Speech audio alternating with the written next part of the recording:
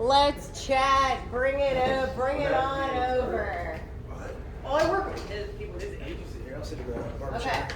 So today I want to go over our technical basics in each lift that matter the most.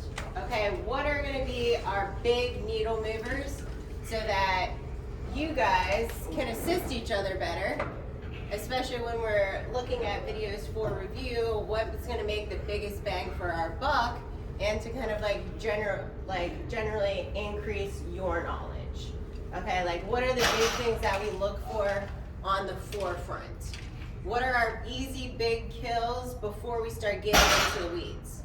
Because it's easy to get into the weeds with movement before you need to. Okay? So generally what we're looking for is technique consistent session to session. That's going to be a big one. Okay? Because honestly, you can be doing something real messed up for a long time, and if you so gradually load it, you never go like ham on it one certain day, you're probably going to be able to progress that for a really, really long time and avoid injury. The body is really, really good at adapting. But we're going to look at, in our priority list, what are our biggest things, what would we 100% change off the rip, what is something that maybe we need to address later. Because sadly, I mean, it's also good, but we can't make a million changes at once. If we try to, movement gets weird. Suddenly your brain is thinking of a list of 10 things in order to complete a squat, and the wheels fall off and weird things happen. So we don't want to get to that point to where you have this 10-step list of how to perform a squat in your brain and you're going, didn't, and you look like a robot, or something just weird happens because your brain is thinking too hard. So generally when we're thinking about like technical changes, we're thinking about one thing at a time, okay? But our technique, of course, like we want to move the load safely. We want to move it very, very efficiently, of course. And ultimately we need to match your structure with technique. Everyone here is built a little bit different, so that's why there are general rules of movement. It's not everyone's squat looks like this, everyone's deadlift looks like this, everyone's bench looks like this. It's going to depend on how you are built, what musculature do you already have developed that we can lean into to make your technique your own, you know? Okay, so our general points of performance that on every lift that we are looking at. Okay, number one, typically for safety, is going to be bracing. What is this region doing? Okay, we don't want to see breakdown here. That means number one, okay, that's going to expose us to more injury risks, movement of this fashion during a lift. Okay, we don't want to see any of that. That is number one, no. No, no, no, no, no. Okay, number two, typically we want to be looking at our actual bar path and where is that barbell in relation to our midfoot.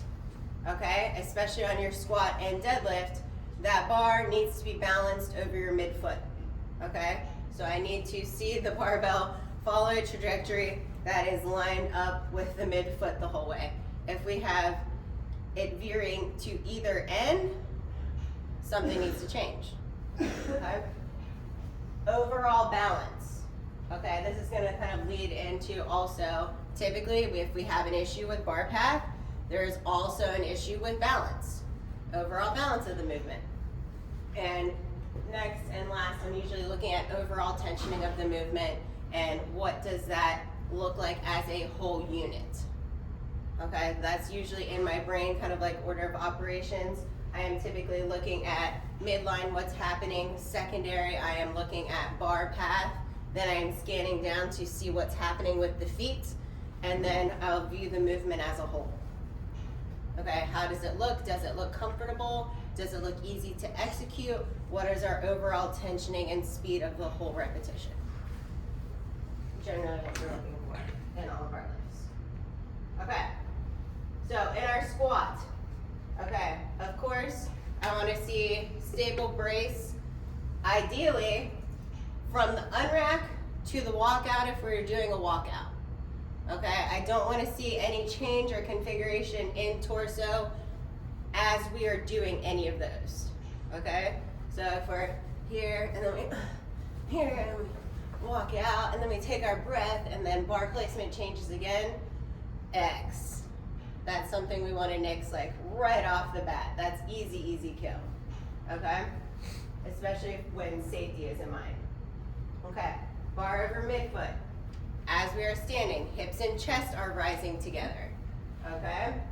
And depth, okay? Of course, we compete in powerlifting, so we need to make sure depth is to standard always, okay?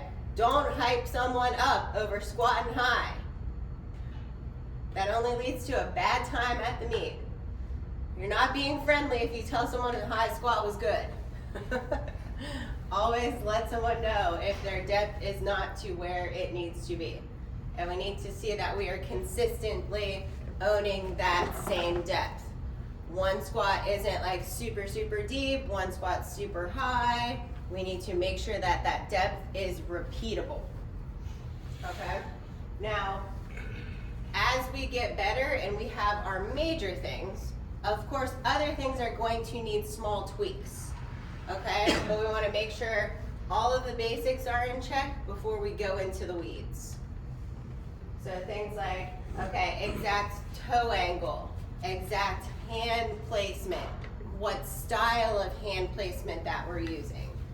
Those are things that we look at once the movement is overall consistent. You know, so it's got to look like a proper squat before we delve into those things, you know?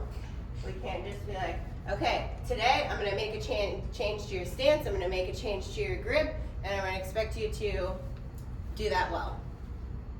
It's not going to happen. It's just going to get weird. Okay.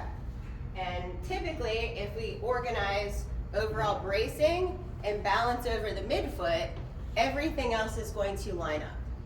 So if we put our energy into making sure the squat is overall balanced, everything's staying even over the midfoot, our bracing is good, typically once we hit that hinge and allow the knee to move, everything about the squat flows pretty well. So if we start there, we have much finer things to mess around with later. That's when we can be like, okay, let's move your hand out just a little bit. I think it's gonna give you a little more lat activation in the squat. Okay, let's slightly change our toe angle. I wanna see what that looks like as you sit into the squat. And it's just easier to make those overall changes to our squats. Because it's really easy to get into the weeds and start obsessing over your videos and have to watch every set after you do it to see if it was a good squat. When overall, you should be able to do a set and be like, okay, that felt good, cool, I know where I wanna go next. You need to, over time, be able to trust your body to make instant decisions. You know, we don't want to get in the habit of like, okay, I hit a warm-up set, I'm gonna go watch my video.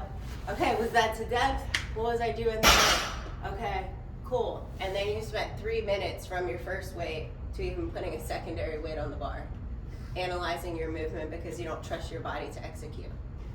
So over time, we do want to be, I love videos, and I love to see videos of like top end, and when we're kind of like pushing limits to see when breakdown occurs. But we don't want to get into the habit of watching absolutely every set of your whole workout to make sure you're doing something correctly. Your nervous system does a lovely job of sending you signals, and we've got to learn to listen to them. Okay, on our bench press. So usually on the bench press, what I'm looking for first, upper back. Is it doing what it's supposed to be? Are traps down? Does chest remain up? Okay, if we don't have that going in the bench press, we don't got a lot going right. Because you can have all the leg drive in the world, you can try to get a good bar path, but you're probably not. Because that main structure needs to be set first. Okay, so if we don't get how to use the upper back in the bench first, everything else is kind of gonna be crazy. So that's usually number one kill. Okay, second, what I'm looking for, I want to see, okay, our wrist and elbow stacked at the bottom. What does our position on our chest look like? Okay, if we have any deviation, either elbow is forward of the bar, or elbow is behind the bar, or elbow is inside of the bar, we're gonna have a bad time. That's second kill on the list. Okay, otherwise, then we're working down. Okay, our glutes tight. Do they stay on the bench? Then we're going down to leg drag. So typically in the squat, I'm looking center, down, then up. Usually on the bench, I'm starting from the top and working down. Okay? And those are kind of like our key indicators of what we're looking for there. We also want to make sure touch point is consistent every rep. Are we hitting the same spot consistently? Like a few of you guys have, gotten away with a tuck in the raw bench press for a long time before it caused any pain, and progressed that quite a lot.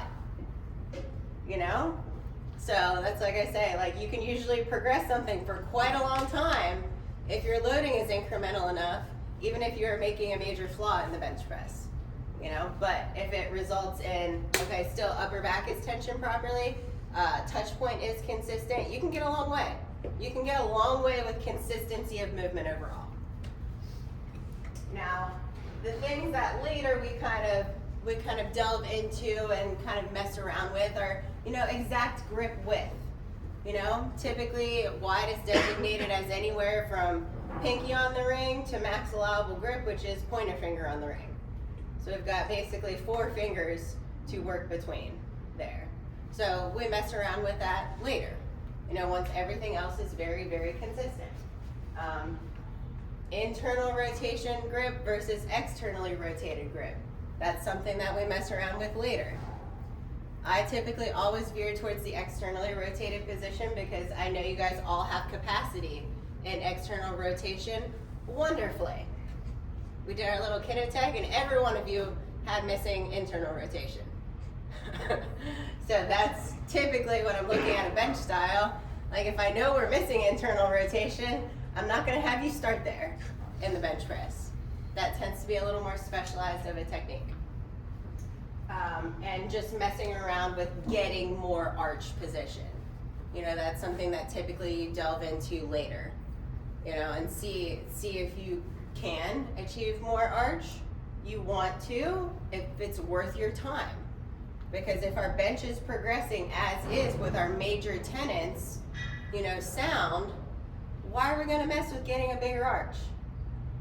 For theoretical kilos that it may add, the bad thing about messing with too much technique at once is if that new technique ultimately limits the load that we are able to lift, then we come to a stalling point in our technique. And then those loads aren't enough to drive continued progress. So that is an issue with major technique overhauls. Sometimes it just has to be done. Typically in the deadlift, most often, just because, okay, your current technique may not allow for enough recovery that you can do it frequently enough. Or sometimes on bench, like having a tuck in the bench, like you can't recover from it well enough that we have to, make a major change like that. So sometimes it has to be done, but if it's something small and nitpicky like getting more arch on the bench press, but it hurts the whole time that we're bench pressing and trying to push that arch, and it's gonna overall limit the load that we're going to lift that day, why?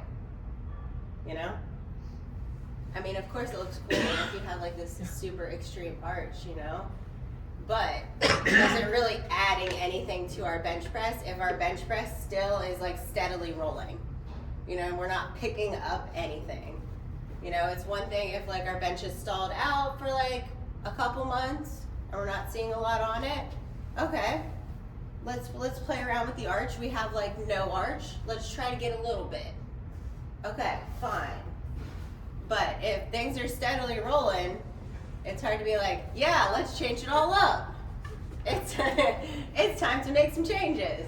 It's like, no, if it's working, we keep doing it. we don't mess around with it.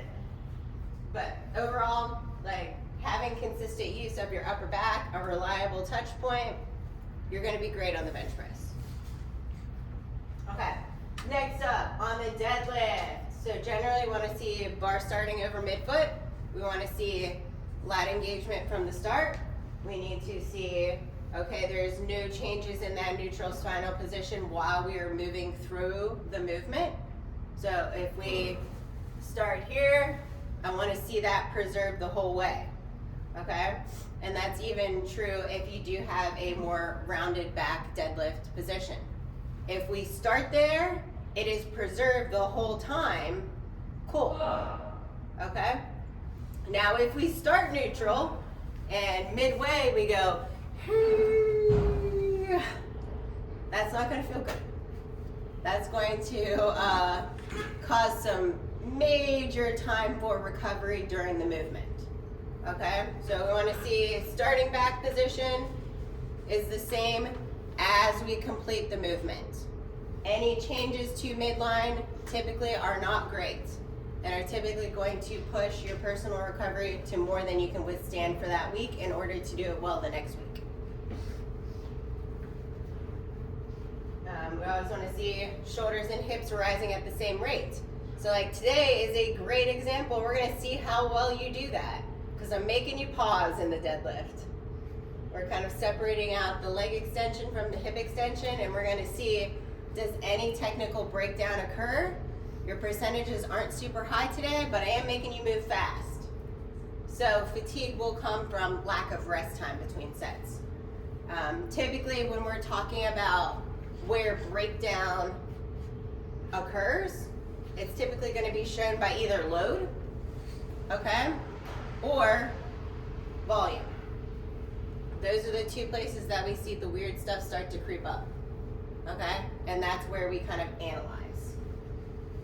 Okay, where we can get, you know, in the weeds and weird is, of course, like what neutrality looks like in the start position for everyone. You know, there are always major internet debates on, okay, what is actually safe for your back? What should it look like? Oh no, you're gonna ruin your spine doing it like that. And it's like, realistically, a preservation of position and where we start occurs through the whole lift, we're cool. You know? Other places, okay, exact foot angle again. That's always a debate. And little tiny changes to where hip positioning is in the deadlift. You'll find yourself getting into those weeds sometimes.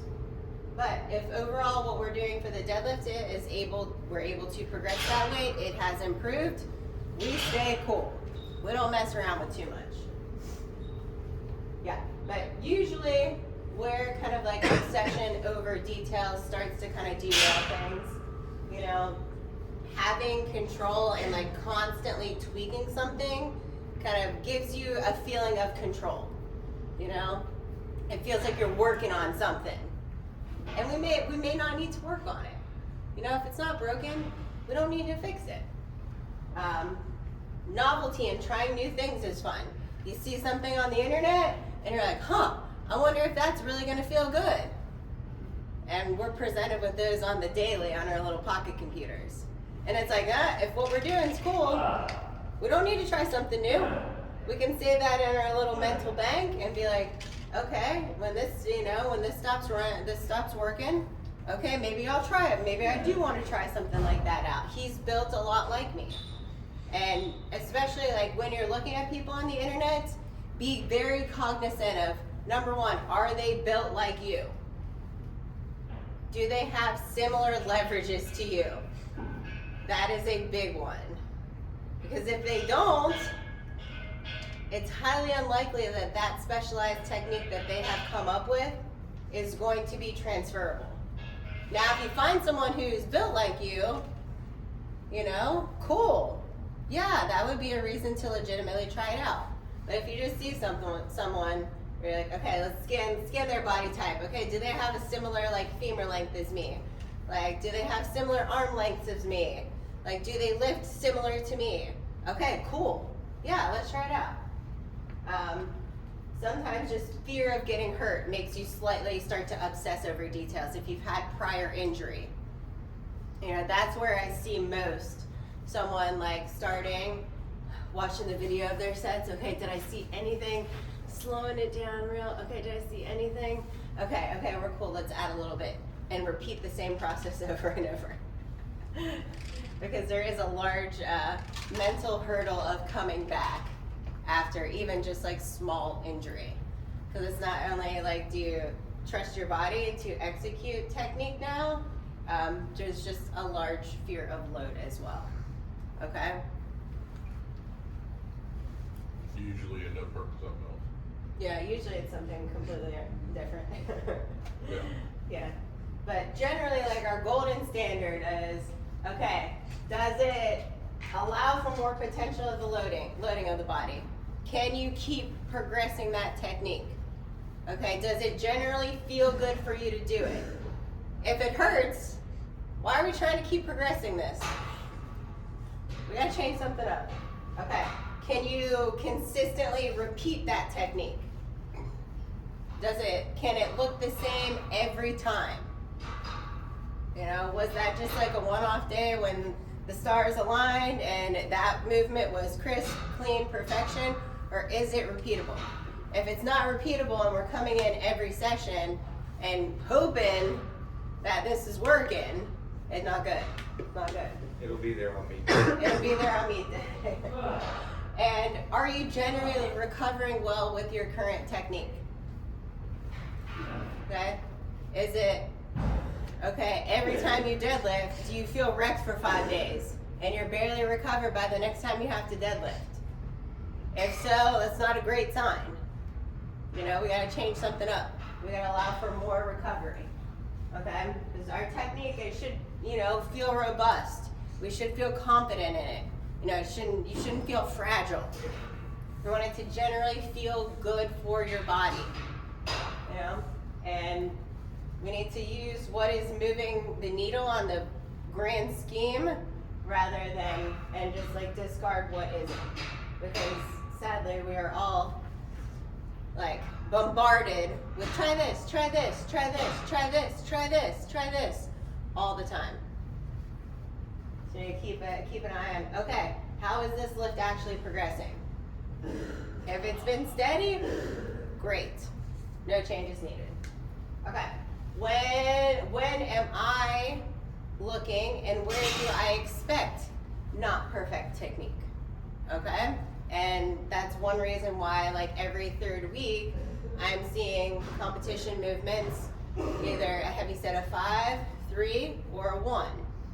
Okay? Because I want to see, okay, where is breakdown occurring? I need to see those things because those are the things that we need to address and continue to push to put more on our competition lifts. Okay? And I also, that's why I like to watch you guys when you do your speed work because it's also going to be exposed in volume. Okay? And we may see the same things present when we're taxed under load, or we may see different things present when we're taxed under volume. Okay? You can get the same glaring weakness, or it can be something totally different. Usually, if breakdown is occurring though in volume, we're just kind of out of shape. And that's an easy kill. Okay, maybe we do some cardio. Maybe we do some cardio and generally our work capacity is bad. Cool, okay? So that's generally when I am specifically looking, okay, what is happening in this movement and where does our further building need to be?